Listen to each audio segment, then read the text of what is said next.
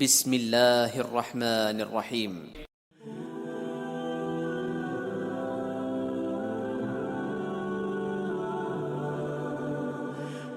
انس بن مالک رضی اللہ تعالی عنہ نے کہا کہ رسول اللہ صلی اللہ علیہ وسلم نے فرمایا، جس نے ہماری طرح نماز پڑھی اور ہماری طرح قبلے کی طرف منہ کیا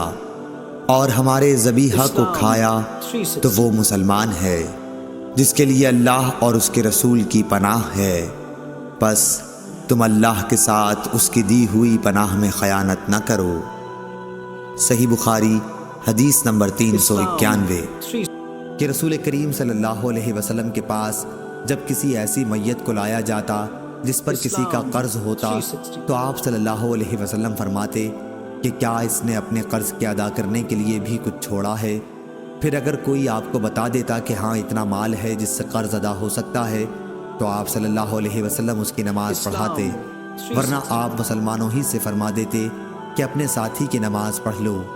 پھر جب اللہ تعالیٰ نے آپ پر فتح کے دروازے کھول دیے تو آپ صلی اللہ علیہ وسلم نے فرمایا کہ میں مسلمانوں کا خود ان کی ذات سے بھی زیادہ مستحق ہوں،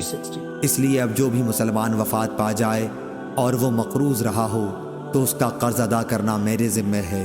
اور جو مسلمان مال چھوڑ جائے وہ اس کے وارثوں کا حق ہے۔ صحیح بخاری حدیث نمبر 2298۔